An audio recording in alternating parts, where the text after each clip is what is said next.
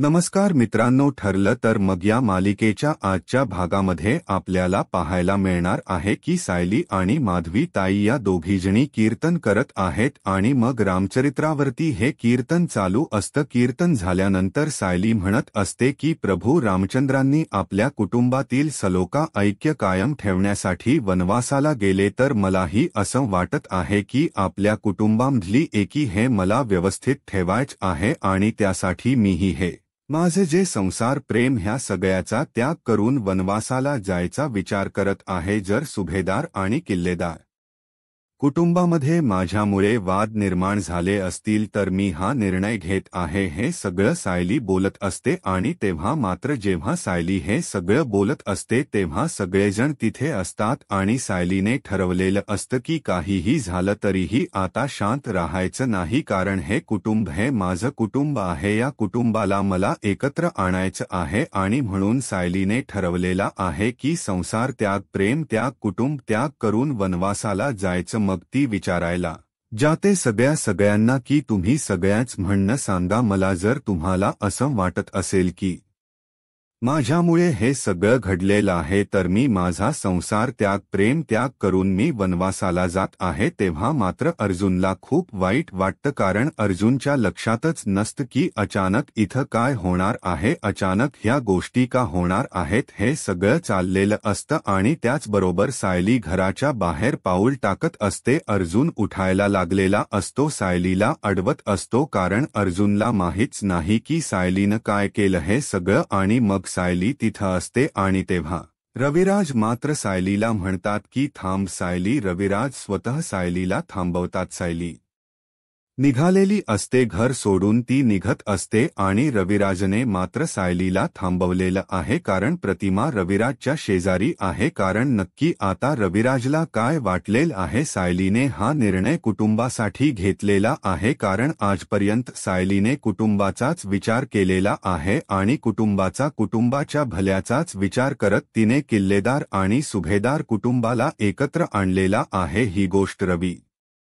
रविराजला चांगलीच माहिती आहे, बाकी सगळ्यांना जरी विसर पडलेला असला तरीही ही गोष्ट रविराजला चांगली माहिती आहे। त्यामुळेच तर रविराजने सायलीला थांबवण्याचा निर्णय घेतलेला आहे। सायलीला त्याने थांब म्हणून सांगितलेलं आहे। नक्की आता सायलीला तो कशा पद्धतीने समजून सांगत आहे या गोष्टी आपल्याला पाहायला मिळणार आहेत। तर नक्की कीर्तन कसं होतं, सायली कशा पद्धतीने कीर्तन करते ते आपल्याला या व्हिडिओमध्ये पाहायला मिळेल। त्यासाठी हा व्हिडिओ शेवटपर्यंत पहा। त्याचबरोबर प्रेक्षकांनो, वाहिनीवरती नवीन असाल तर सबस्क्राईब करा आणि व्हिडिओला लाईक करा। तर इकडे अर्जुन आणि चैतन्य ऑफिसमध्ये असतात। अर्जुन आणि चैतन्य ऑफिसमध्ये असतात तेव्हा मात्र इकडे अर्जुन म्हणत असतो की त्या दामिनीचा नक्की काय चाललेला आहे। अर्जुन त्या गोष्टीचा विचार करत असतो, तेवढ्यात चैतन्य येतो आणि म्हणतो की आज दामिनी देशमुख आहे, ती साक्षीला भेटायला गेलेली होती। तेव्हा अर्जुन आणि चैतन्य यांच्या दोघांचं बोलणं चाललेलं आहे की नक्की असं काय घडलं म्हणून दामिनी देशमुख ही तिथे गेलेली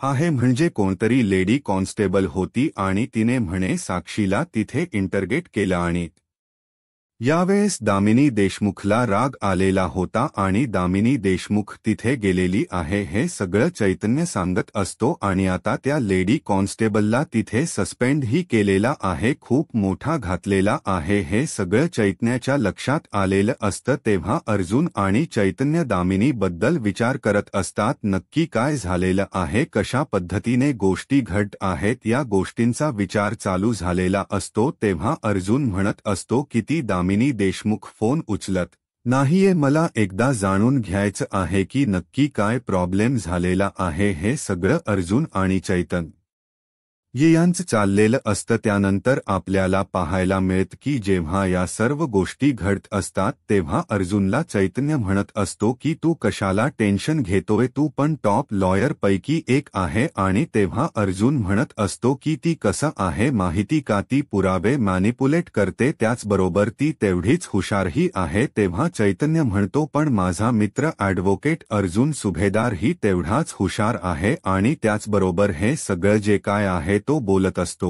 आणि त्यानंतर आपल्याला पाहायला मिळतं अर्जुनच हे बोलणं चाललेलं असतं। इकडे आता रविराज आणि याचबरोबर प्रतिमा दोघी घरी आलेले असतात आणि घरी आल्यानंतर रविराज सांगत असतो की हे औषध वेळच्या वेळी घ्यायचे आहेत, त्याचबरोबर ही क्रीम रोज तोंडाला चेहऱ्याला लावायचे आहे, कारण डॉक्टरांनी काय सांगितले माहिती आहे ना, ते डाग कमी व्हायला हवे आहेत. हे सगळं रविराज सांगत असतो आणि तेव्हा प्रतिमा सांगते की हो आणि रविराज आतमध्ये जातो. त्यानंतर आता प्रतिमाला सायलीचा फोन आलेला असतो. सायली म्हणत असते की प्रतिमा त्या कशा आहात तुम्ही, तेव्हा प्रतिमा म्हणते की हो मी ठीक आहे. तेव्हा सायली बोलत असते आणि सायली विचारत आहे, तेव्हा मात्र प्रतिमा म्हणत असते की मी ठीक आहे. तेव्हा प्रतिमाला सायली म्हणते की प्रतिमा माझं एक काम होतं तुमच्याकडे. मग सायली आता प्रतिमाशी बोलू लागते. प्रतिमाला म्हणत असते की प्रतिमा की आज ना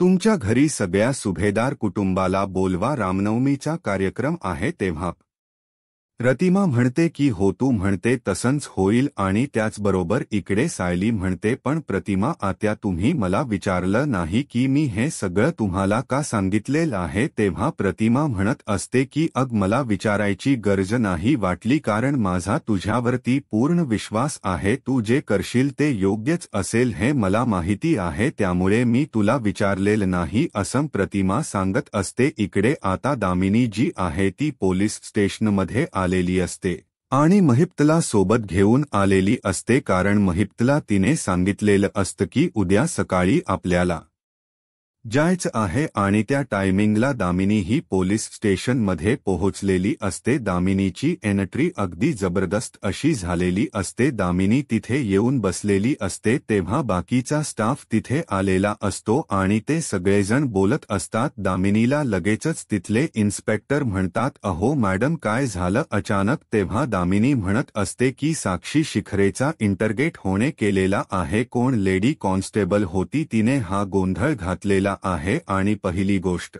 म्हणजे रात्रीच महिला गुन्हेगार, महिला क्रिमिनल जरी असली तरीही तिची चौकशी करायची नाही आणि याचबरोबर तिची चौकशी करायची नाही हा नियम आहे. हा नियम माहीत नाहीये का तुम्हाला. आणि मग तिला बोलावलं जातं. ती लेडी कॉन्स्टेबल येते, ती बिचारी थरथर कापत असते आणि मग तिला बोललं जातं की तेव्हा मात्र विचारत असताना मग महिप्त सांगत असतो की तोंडावर पाणी मारलं, त्याचबरोबर तिला मारहाण केली. त्यावेळेस इकडे लगेचच आता बोलायला सुरुवात करते ती, म्हणजे दामिनी, म्हणजे तुम्ही एका महिलेला रात्रीच्या वेळी त्रास दिलेला आहे आणि तिला टॉर्चर केलेला आहे, तिला तुम्ही मानसिक शारीरिक छळ केलेला आहे. हे सगळं आता गुन्हे दाखल होत आहे आणि आता तुम्ही सस्पेन्शनसाठी तयार राहायच आहे. आणि इंटरव्हेट करताना एक गोष्ट लक्षात ठेवायची होती की साक्षी शिखरेची वकील ॲडव्होकेट दामिनी देशमुख आहे आता, कारण तुमची मनमानी चालू केले खपून घेतली जाणार नाही. आणखी एक महत्त्वाची गोष्ट मला तुम्हाला विचारायची आहे की तुम्ही जे केलेला आहे ते तुम्हाला योग्य वाटतं, म्हणजे तुम्हाला असं वाटतं की तुम्ही जे करत होता ते अगदी बरोबर होतं. असं बोलत दामिनी प्रश्नावर प्रश्न विचारत असते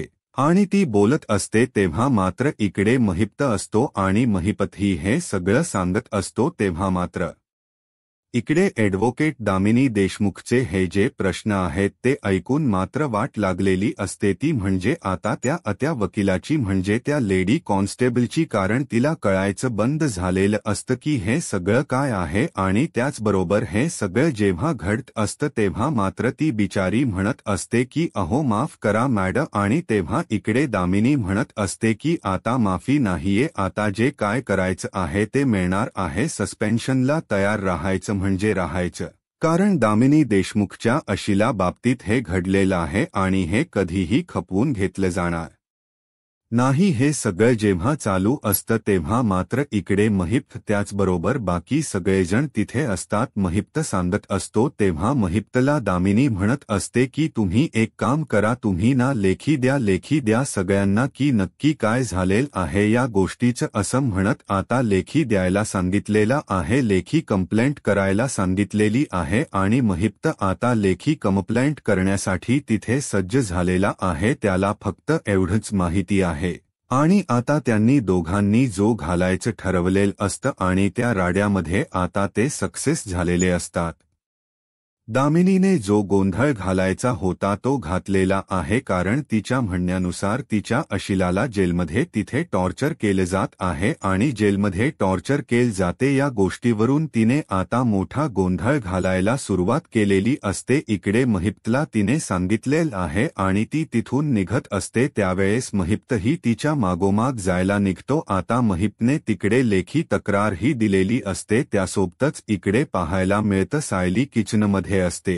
प्रिया आणि कल्पना ह्या हातावर हात ठेवून बसलेल्या असतात. दिवसभर फक्त आणि फक्त सायलीन राबायचं असतं आणि या दोघी जणी तशाच बसलेल्या असतात. प्रियाला आता मोबाईल बघताना सुई टोचलेला त्रास होत नसतो, कारण सुई टोचल्यावर किती त्रास होतो, किती कांगावा करायचा असतो त्या गोष्टीचा हे मात्र प्रियाकडूनच पाहिलं पाहिजे, कारण प्रिया ज्या गोष्टी बोलत असते, ज्या गोष्टी वागत असते याचा मात्र यांना जराही फरक पडत नाही. पण सायलीकडून काही घडलं की सायलीवर मात्र आरोप प्रत्यारोप करायला ही कल्पना तयारच असते. तेवढ्यातच आता कल्पनाच्या फोनवर फोन येतो. कल्पनाच्या फोनवरती फोन आलेला असतो आणि कल्पना फोन उचलते आणि तिला प्रतिमाचा फोन आलेला असतो. कल्पना म्हणालेली असते प्रियाला की प्रतिमाचा फोन आलाय, तेव्हा प्रतिमा म्हणते की अगं कल्पना, मला बोलायचं होतं एक, म्हणजे आज संध्याकाळी सगळेजण तुम्ही आमच्या घरी या. तेव्हा मात्र कल्पना म्हणते पण रविराज भाऊजी. तेव्हा मात्र इकडे लगेचच कल्पनाला प्रतिमा सांगत असते की मी त्यांच्याशी बोलून घेईल, आज रामनवमीचा उत्सव आहे आणि त्यासाठी तुम्ही सगळ्यांनी घरी यायचं आहे, हे सगळं सांगितलं जात असतं. तेव्हा कल्पना म्हणत असते की चालेल आणि मग पूर्णाजी. तेव्हा प्रतिमा सांगते की मी पूर्णांशी बोलून घेईल, तू आणि प्रताप, मी अर्जुनलाही कॉल करेल, तुम्ही सगळेजण या आणि तन्वीला पण सांग. आणि प्रिया मात्र इकडे विचार करत असते की या अर्ध्या डोक्याच्या बाईच्या डोक्यात नक्की काय शिस्तन्य, म्हणजे नक्की असन काय चाललंय, नक्की असन काय फोन करून बोलली हिला, हा प्रश्न पडलेला असतो. नक्की ही आता अजून काय गोंधळ घालून ठेवणार आहे का, हे सगळं चाललेलं असतं आणि त्यांचं हे बोलणं चालू असतं. तेव्हा इकडे प्रिया म्हणते काय झालं. तेव्हा कल्पना सांगत असते की आज तुझ्या माहेरी बोलावले आपल्या सगळ्यांना. तेव्हा प्रिया मात्र टेन्शनमध्ये असते. कल्पनाला मात्र प्रियाच्या या गोष्टीवर संशय येतो आणि ती म्हणू लागते की अग तन्वी, तुझ्या माहेरी जायचं आणि तुला टेन्शन कसलं, उलट तू तर खुश व्हायला पाहिजे ना, की असं काय घडलं म्हणून एवढं सगळं चांगलं घडत आहे. पण रियाला जे टेन्शन आलेलं असतं ते कल्पनाला मात्र दिसलेलं असतं आणि कल्पना प्रियाला म्हणत असते आणि त्यासोबतच कल्पनाने चांगलंच प्रियाला ओळखलेलं असतं, कारण प्रियाच्या डोक्यात काय सुरू आहे याचा अंदाज मात्र कल्पनाला आलेला असतो. इकडे अर्जुन आणि चैतन्य बोलत असतात. जो मॅटर झालेला आहे पोलीस स्टेशनमधला तो मॅटर तो सांगत असतो. नक्की कशा पद्धतीने गोष्टी घडत आहेत, नक्की काय काय झालेलं आहे हे सगळं बोलणं चाललेलं असतं. चैतन्य सांगत असतो म्हणजे अर्जुन आणि चैतन्याने जो प्लॅन केलेला असतो, जो विचार केलेला असतो, अगदी एक्झॅक्ट तशाच पद्धतीने गोष्टी घडत असतात. म्हणजे त्यांनी जो विचार केलेला असतो की नक्की दामिनी देशमुख काय करेल, दामिनी देशमुख कशा पद्धतीने ही गोष्ट पुढे आणेल, हे सगळं चाललेलं असतं. आणि त्याचबरोबर इकडे जेव्हा हे सगळं घडत असतं तेव्हा सायली मात्र अर्जुनला कॉल करत असते. जेव्हा सायली अर्जुनला कॉल करत असते तेव्हा सायली म्हणत असते अहो काय झालं, माझं काम होतं तुमच्याकडे. अर्जुन म्हणतो हा बोला. अर्जुन खरंतर खूप टेन्शनमध्ये असतो आणि अर्जुन सायलीला म्हणत असतो की बोला आणि सायली मग बोलायला सुरुवात करते. सायली म्हणत असते की प्रतिमा, त्याचा कॉल आलेला होता आणि आज संध्याकाळी आपल्याला तिथे घरी बोलावलेला आहे. तेव्हा मात्र अर्जुन म्हणत असतो की पण हे जमणार नाही, तुम्हाला माहिती आहे ना. तेव्हा सायली म्हणत असते तुम्हाला फक्त मी एवढं सांगितलं ना, तुम्ही या. तेव्हा अर्जुन म्हणतो ठीक आहे प्रतिमा, त्याचा कॉल आल्यावर मी बघेल. प्रतिमाला पण तेवढा कॉन्फिडन्स आहे की अर्जुन जो आहे तो नाही म्हणणार नाही, मी फोन केला तर तो नक्की येणार. हे इकडे प्रतिमाला माहिती आहे आता की लेदार किल्लेदारांच्या घरी अख्खं सुभेदार कुटुंब आलेला आहे आणि सायलीने हा सगळा केलेला प्लॅन आहे. किल्लेदार आणि सुभेदार कुटुंबाला एकत्र आणण्यासाठी सायलीने हे सगळं केलेलं आहे आणि मग सगळेजण येतात. प्रभू रामचंद्रांची मूर्ती तिथे असते. आल्या आल्या सगळेजण दर्शन घेतात. प्रतिमा सगळ्यांचं स्वागत करते. नागराज त्याचबरोबर सुमन सगळेजण तिथं असतात. सगळेजण पाहत असतात. सगळं कुसुबेदार कुटुंब आलेलं असतं पण सायली मात्र याच्यामध्ये आलेली नसते. सायली नक्की कुठे राहिलेली असते. सायलीला का वेळ लागलेला असतो हे मात्र माहिती नसतं. मग प्रतिमा म्हणते की मी सरबत आणू का, तेव्हा सगळेजण म्हणतात की नाही नको. मग चहा आणू का विचारलं जातं तेव्हाही ते नाही म्हणतात आणि तेवढ्यातच रविराज तिथे येतात आणि रविराज म्हणत असतात की हे का आलेले आहेत तिथं. तेव्हा प्रतिमा सांगत असते की मी बोलावले. आता जेव्हा प्रतिमा हे सगळं सांगते तेव्हा मात्र यांना धक्का बसलेला असतो, कारण काहीही झालं तरीही यांना एकत्र का बोलावलेला आहे हा मोठा प्रश्न रविराजला पडलेला असतो.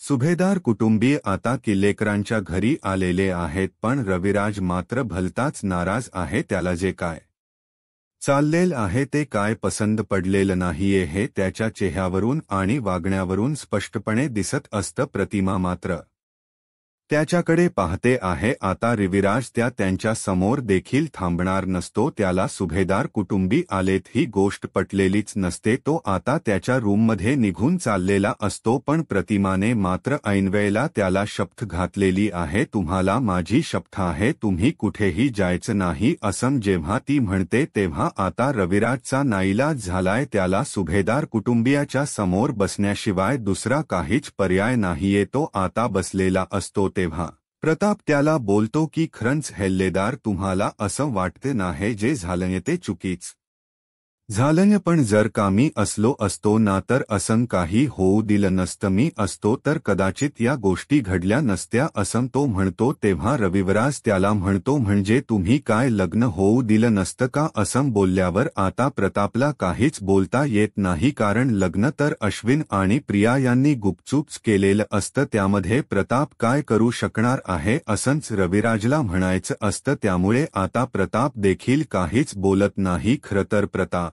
रविराजला काही बोलायचं म्हणून तेवढं वाक्य बोललेला असतो आणि त्याला सांत्वन करावं म्हणून हे बोललेला असतो. त्यानंतर अर्जुन म्हणतो की तसं नाही, पण त्या दोघांनी लग्न जे केले ते आम्हाला देखील माहिती नव्हतं. कदाचित आम्हाला माहिती असतं तर आम्ही काहीतरी पर्याय काढला असता, पण त्या दोघांनी गुपचूप लग्न केलेलं आहे त्यामुळे आम्ही काहीच करू शकणार नव्हतो. रविराज मात्र आता अर्जुनच्या कोणत्याच प्रश्नावर काहीच उत्तर देत नाही. रविराजला कोणालाच काहीच बोलायचं नाहीये. आता अश्विन स्वतःच उठतो, कारण त्याला आपण जे काही केले त्याबद्दल गिल्टी फील होत असतं आणि आपण स्वतः जाऊन रविराजची माफी मागावी अशा हेतून तो आता रविराजच या समोर उभा राहतो आणि म्हणतो काका तुम्ही मला माफी मागण्याचा एक मोका तर द्या. मी तुमची माफी मागतोय. आमच्याकडून जे झालेलं आहे ते चुकलेलं आहे हे मान्य करतोय, पण आमच्या भावना समजून घ्या असं तो बोलत असतो. तेव्हा प्रतिमा त्याला म्हणते की ऐका आता कोणी काही बोलू नका, आजही वेळ नाहीये. आपण सगळे एकत्र आलोय ना, तर आता तो जो विषय आहे तो आपण जरासा बाजूला ठेवूया, कारण आता आपल्याला त्या विषयावर बोलायला नको, कारण विषयाने विषय वाढत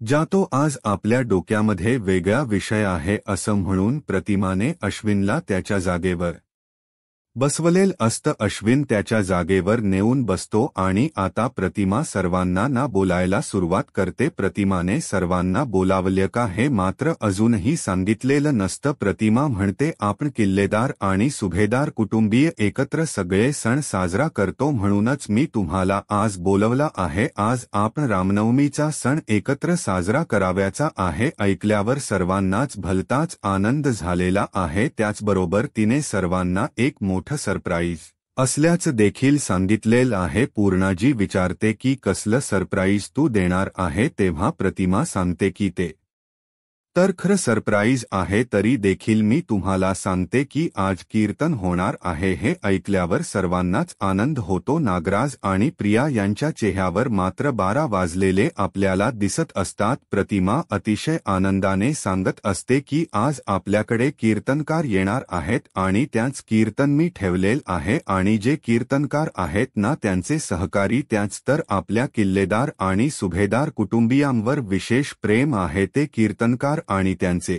सहकारी आज आपल्या इथं कीर्तन सादर करणार आहेत आणि त्यासाठीच मी तुम्हाला बोलवलं आहे. रामनवमीच्या मुहूर्तावर राम जन्माच्या मुहूर्तावर आज कीर्तनकार येऊन आपल्यासमोर कीर्तन करणार आहेत आणि पूर्णाजी तुला तर आवडत ना कीर्तन, तू कीर्तन ऐकायलाच मंदिरामध्ये जाते ना, म्हणूनच मी कीर्तनकारांनाच बोलावले असन ती म्हणते आणि आता कीर्तनकार आलेले असतात. सर्वांनी कीर्तनकारांचे स्वागत केलेले आहे. प्रतिमान त्यांची ओळख सुद्धा करून दिलेली आहे. प्रतिमा सांगते की ह्या हभप माधवी उगल माळी महाराज या आपल्याकडे आज कीर्तन करणार आहेत. त्यांनी देखील सर्वांना नमस्कार केलेला असतो. हे नाव ऐकल्याबरोबर सर्वजण म्हणतात की अरे वा, ह्या तर खूप मोठ्या कीर्तनकार आहेत, यांचे कीर्तन आम्ही ऐकलेलं आहे बर का. आज समोरासमोर हे कीर्तन ऐकण्याचा योग येतोय म्हणजेच खरंच आपलं भाग्य आहे असं म्हणून सर्वांनाच आनंद झालेला आहे. कारण महाराज स्वतःहून आपल्या समोरच कीर्तन सादर करणार आहेत. महाराज येतात आणि म्हणतात तात की आज मीच नव्हे तर माझे एक सहकारी आहेत ना, आम्ही दोघे मिळून कीर्तन करणार आहोत. हे ऐकल्यावर तर सुभेदार आणि किल्लेदार कुटुंबियांना अधिकच आनंद झालेला आहे. पण सर्वांना बघायचं की नक्की यांचा सहकारी आहे तर कोण, कारण महाराजांनी देखील त्यांची स्तुती केलेली आहे. त्याचबरोबर प्रतिमाने पण त्याची स्तुती केलेली असते. आता ते सहकारी कोण आहेत आणि ते यायला लागलेले असतात. सर्वजण त्यांच्याकडे पाहत असतात आणि ते सहकारी म्हणजे दुसरे तिसरे कोण नसून आपली सायलीच आहे हे आता सर्वांच्या लक्षात आलेल आहे. कीर्तनकाराप्रमाणे वेश घालून सायली आता सर्वांच्या समोर आलेली आहे. सायलीच ते रूप पाहून अर्जुन तर तिच्याकडे पाहतच राहिलेला आहे. सायली आणि कीर्तनकार माधवी या दोघींनीही प्रभू रामचंद्राला नमस्कार करून प्रभू रामचंद्राचे दर्शन घेऊन आता कीर्तनाला सुरुवात केलेली असते. अर्जुन तर सायलीकडे पाहतच राहिलेला असतो. प्रतिमाला हा जो योग आहे तो दुग्ध शर्करा योगच वाटत असतो. कारण एक तर रामनवमीचा सण आणि त्यामध्ये कीर्तनकारान कीर्तन करणार आणि त्यामध्ये आपली सायली सुद्धा आहे आणि सर्वांसमोर उभे राहून कीर्तन करणाऱ्या गोष्टीचा आनंद तिच्या चेहऱ्यावर अगदी स्पष्टपणे दिसत असतो. पण पूर्णाजी आणि कल्पना मात्र तेवढे खुश दिसत नसतात. पण जसं जसं कीर्तन सुरू होतं तसं तसं त्या कीर्तनामध्ये अगदी मंत्रमुग्ध होऊन ऐकत राहतात. कीर्तनकारांनी कीर्तन सुरू केलेलं असतं आणि सायली सुद्धा त्यांच्या सुरात सूर मिसळून सर्वांसमोर कीर्तन सादर करत असते. कीर्तनाला सुरुवात होते. बोला पुंडलिक वरदेव हरी विठ्ठल श्री ज्ञानदेव तुकाराम पंढरीनाथ महाराज की जय, पंढरीनाथ भगवान की जय असं म्हणून दोघींनी कीर्तन चालू केलेला आहे. आजच्या कीर्तनाचा विषय आहे तो म्हणजे प्रभू रामचंद्र आणि सीतामाई यांनी केलेल्या त्यागाचा. प्रभू रामचंद्र यांनी स्वतःच्या गादीचा त्याग करून ते वनवासाला गेले तर सीतामाई देखील त्यांच्या हातात हात धरून आपल्या प्रभू रामचंद्राबरोबर त्या देखील वनवासाला गेल्या. मागचा पुढचा कसलाही विचार न करता आपल्या कुटुंबासाठी, आपल्या आईच्या शब्दासाठी अख्ख्या राज्याला लात मारून निघून जाणारा प्रभू रामचंद्रच असू शकतो असं कीर्तनकारांनी सांगायला सुरुवात दिलेली आहे. तर प्रभू रामचंद्राच्या हाताला हात धरून आपल्या पतीसाठी सर्व त्या सुखाचा त्याग करणारी सीतामाईच असू शकते असं आता सायलीने सर्वांच्या समोर आणलेलं असतं. त्याग करताना आपल्या षड्रेपूचा देखील त्याग करावा लागतो. षड्रूपचा त्याग करणारे म्हणजे साधारण षड्रूपवर मात मिळवणारे म्हणजे साधू आणि षड्रेपूंना नष्ट करून टाकणारे म्हणजे देव म्हणजे प्रभू रामचंद्रच असू शकतात. एक वचनी, एक पत्नी, एक बाणी असे प्रभू रामचंद्रच असू शकतात असा महिमा रामायणातील एक एक गोष्ट सांगत स्वतः कीर्तनकार माधवी आणि यांच्याबरोबर साथ देणारी सायली यांनी सांगायला सुरुवात केलेली आहे. एक एक उदाहरण, एक एक दाखला देत असताना सायलीच ते रूप आणि सायलीचा तो आवाज आणि सायलीचे ते उदाहरण देण्याची पद्धत पाहून सर्व कुटुंबीय अगदी खुश झालेले आहेत. एखाद्या कीर्तनकाराला देखील लाजवेल अशा भाषेमध्ये तिने अगदी कीर्तन सांगायला सुरुवात केलेली आहे. आतापर्यंत कल्पना आणि पूर्णाजी यांना सायलीचा राग येत असतो, पण जसं जसं कीर्तन पुढे पुढे जातं तसं त्या अगदी त्यामध्ये हरवून जातात. त्या विसरून जातात की ही सायली आहे आणि सायली आपल्या पुढे हे कीर्तन सांगत आहे. सायली एखाद्या कीर्तनकाराप्रमाणे, एखाद्या हभप महाराजाप्रमाणे एक एक उदाहरण आणि एक एक दाखला इतका छान देत असते की सर्वजण अगदी तिच्याकडे पाहत असतात आणि सर्वजण तिचे ज्ञान ऐकून अगदी त्या ज्ञानामध्ये मंत्रमुग्ध होऊन गेलेले असतात. प्रभू रामचंद्राचे एक एक दाखले आणि उदाहरण त्याने द्यायला सुरुवात केलेली आहे. आपल्या कुटुंबासाठी जर का आपल्याला त्याग करावा लागला तर आपण तो त्याग केला पाहिजे आणि ती परिस्थिती कोणावर जरी आली तर त्या व्यक्तीने तो त्याग केला पाहिजे. अशा पद्धतीने सायलीने सांगायला सुरुवात केलेली आहे. खरं तर सायली आता स्वतःच्या विषयीच बोलत आहे. जर का या गोष्टीमुळे आपल्यावर सुद्धा उद्या त्याग करण्याची जर का परिस्थिती आली तर आपण देखील त्याग करू शकतो असंच तिला सुचवायचं असतं. हभप माधवी महाराज देखील तिच्याबरोबर कीर्तन करतायत आणि त्या अतिशय उगवत्या आणि अतिशय सोप्या शब्दांमध्ये सर्वांना प्रभू रामचंद्राचं चारित्र्य अगदी व्यवस्थितपणे समजावून सांगत आहेत. प्रभू रामचंद्र म्हणजे श्रेष्ठ पुरुष, भूतोन भविष्यती घडावं असं एक व्यक्तिमत्व असं त्यांनी एक एक उदाहरण देऊन सांगायला सुरुवात केलेली असते. उद्याच्या भागामध्ये आपल्याला पाहायला मिळतं की कीर्तन संपल्यानंतर सायलीन एक मोठा निर्णय घेतलेला आहे. जसं प्रभू रामचंद्रांनी स्वतः त्याग केलेला होता आपल्या घरासाठी, आपल्या आईसाठी, आपलं कुटुंब एकत्र राहण्यासाठी, तसा मी देखील किल्लेदार आणि सुभेदार कुटुंबे एकत्र राहण्यासाठी त्याग करू शकते. जर का मी घरातून निघून गेले तर जर काही सर्व कुटुंबी एकत्र येत असतील तर मी देखील घरातून बाहेर जाऊ